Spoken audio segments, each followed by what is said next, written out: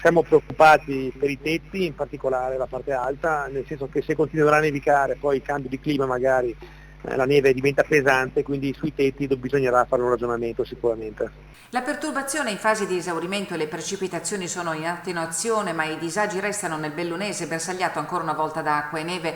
Il manto ha raggiunto gli 80 cm sopra i 1200-1500 metri di quota e resta alto il pericolo di valanghe.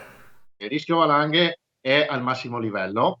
Perché? Perché la neve è molto pesante, perché ha piovuto sopra neve e quindi in parte si è sciolta, in parte si è appesantita, poi ha nevicato sopra la neve pesante, quindi la situazione è di elevato rischio. I passi dolomitici sono chiusi e per ragioni di sicurezza sono chiuse al transito la provinciale 49 di Misurina a Carbonin e a Dogana Vecchia, la regionale 48 delle Dolomiti fra Alverà e Ligonto e la provinciale 347 del Passo Cerede e Duran fra Passo Duran e la località Levare. Smotamenti in comune di Querovassa in Valle di Schievenin, a Dogna e Provagna in comune di Longarone. In Alpago ci sono stati alcuni allagamenti di scantinati e garage, mentre alla Monna è caduta in strada una slavina.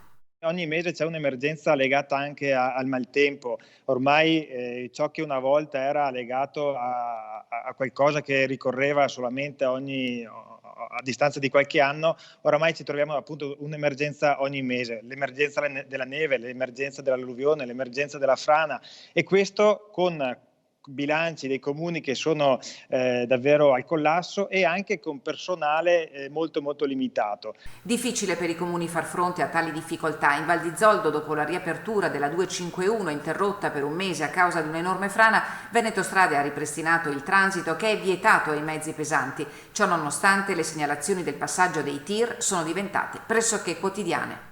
Ieri sera è passato un tir, quindi doppia motrice con carichi superiori alle 40 tonnellate, tenga presente che il limite è 24. Lo abbiamo fermato che era già passato ormai oltre la frana, quindi con eventuali danni non possiamo naturalmente saperlo, ma è meglio non passino certamente.